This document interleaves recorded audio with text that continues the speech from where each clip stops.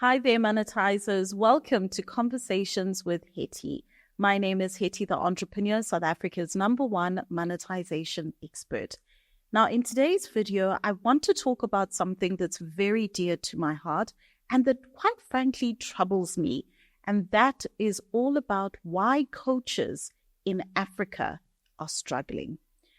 I get requests and consultations with a lot of coaches in a cross-section of different industries: life coaches, parenting coaches, relationship coaches, wellness coaches, finance coaches, you name it.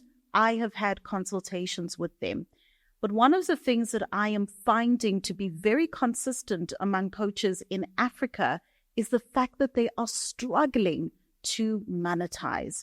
So let's unpack a little bit about why coaches in particular are struggling to monetize within the continent. Now, this video is relevant not only for coaches, but for consultants as well, or anybody, in fact, that uses their knowledge as their business. So knowledgepreneurs. It's interesting the fact that coaches are struggling because there is actually an excess of demand for coaches globally. And that demand is not being met by enough supply. Now, I know that it may seem on the surface that there are coaches everywhere and everybody and their pet chihuahua is a coach. But the truth is very few of them are actually monetizing and are successful in their coaching business. So today I'm going to chat to you about some of the common problems, challenges, and mistakes that I find coaches making, that if they can get a handle on some of these elements, it can quite literally change their coaching business around. So, number one that I find to be a big challenge with coaches is that because coaches see coaching as a calling, they end up not treating it as a business. And the truth of the matter is, with anything that you want to monetize, you must treat it as a business. It cannot be a charity project. It cannot be a CSI project. There must be a difference between your coaching and CSI. So if you are coaching in a pro bono basis, then it is not yet a business. So you really do have to make the conscious decision to say, I am going to run my coaching business as a business. I see a lot of people running their coaching business as a side hustle, as a hobby, as something that they do on the weekends. And the truth is, whatever we focus on multiplies. So if your coaching business is going to be something that you think about when you've got nothing else to occupy your mind, of course it isn't going to grow. So it's important first and foremost to develop the mindset that your coaching business is in actual fact a business. The second thing you want to focus on and be absolutely clear about is your specialization. I have spoken to so many coaches who will tell me they're a life coach, they're a mental health coach, they're a relationship coach, they are an energy healing coach. They are literally everything in one. Please understand that when you do that, you completely confuse your audience. We need to understand, what do we come to you for? What do we come to you for? I have a particular client who is doing incredibly well within relationship coaching. And when we first met, they were doing, sorting out all sorts of things with people's relationships, marriages, engaged couples, couples on the brink of breakup. And I said, but you even as a relationship coach, you want to have a specialization. So eventually she actually focused on couples that are in marital discord, couples that are on the rocks and are needing a form of intervention. And the minute that she specialized, literally, the door kept knocking because finally her audience understood what her specialization is. Imagine if you need brain surgery. You are not going to go to a GP. You are not going to go to a gynecologist. You are going to want a specialist brain surgeon. So as a result, even within your coaching, you want to be able to specialize. We need to understand what is the area of coaching that you want to be known for.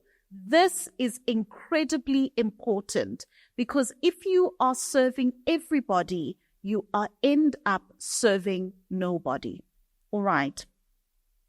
The next thing that you want to be 100% focused on is understanding your audience and building a community around your audience. Once you've understood your specialization, the next question that you need to then ask yourself is, who is going to benefit from this specialization? Now, there's another thing that is important for you to bear in mind. It is not everybody that needs your coaching that is your client. There are two things that need to be fulfilled in order for someone to be your client. Number one, they must have a need for your coaching. And number two, they must be able to afford your services. If any of those two things are not in place, you do not have a client. So understanding who your audience is critically important. Is it somebody in their early 20s or mid-30s or mid-40s? Are they male? Are they female? Are they high income earning, mid-income earning, or low income earning? Are they in the urban areas or rural areas? What are their likes, interests, and hobbies? When you understand your audience, it is going to help you to be able to serve them better. All right. And the next thing you want to do is you want to build a community. And in order to build a community, the next element comes into play, which is building your personal brand. Building your personal brand. People buy into people. They don't buy into coaching modalities and concepts. They buy into people. They need to understand that as a coach, you get them, you understand them, and you are the best person to take them from where they are currently to where they want to be. And the way that you do that is by building a personal brand. Once you've got your personal brand in place and you have understood your audience, that allows you to now begin to create products and services that are fit to purpose. Whether it's retreats, whether it's courses, whether it's challenges, whether it's support groups, ebooks, digital products, events, podcasts, whatever your offering may be, it will be fit to purpose because you have understood your audience. And by understanding your audience, it also ensures that your pricing will be just right because you would have understood the price point that your audience can manage. This is absolutely critical. Now, the next and the final thing that I want to share with you, listen, we could go on and on. I could literally have a full day workshop about this. But the final point that I want to share with you is that when you are doing your coaching, you really need to approach it with intentionality. What is your 12-month plan for your coaching business from a marketing perspective, from a monetization and income revenue perspective, and also from your content plan perspective? What products are you releasing? When are you releasing them? How are you going to advertise them? What is your visibility plan? You need to be strategic. You need to be strategic. And remember, you are at the helm of your coaching business. Nobody cares about what you know until they know that you care. So you really want to make sure that you've got a plan to get yourself in front of your ideal audience. Once you've got that, I promise you, because I have seen it time and time and time again, when the light bulb switches and everything changes, it's literally like a paradigm shift. All those excuses that you told yourself before, all of a sudden is absolutely nothing.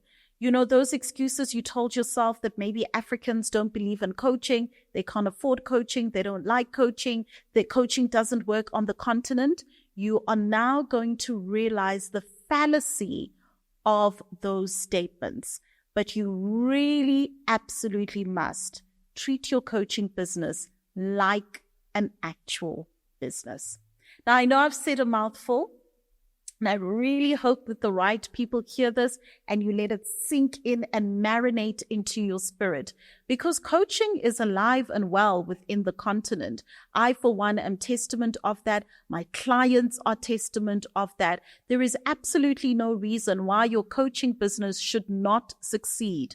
However, it won't succeed if you are your own worst enemy and your own barrier to success. So let me know within the comment section. It's your turn to have the conversation. Are you a coach? Have you ever solicited coaching? Have you ever thought of taking on a coach? Let me know within the comment section. And do tell me as well what aspect of this video that you enjoyed the most. This has been absolutely wonderful, and I hope that this is going to offer you a bit of a paradigm shift to begin to view your coaching business a little bit differently. This has been wonderful, and I'm beginning now to sign off. Thank you so much, and I'll see you in the next video. Bye-bye for now.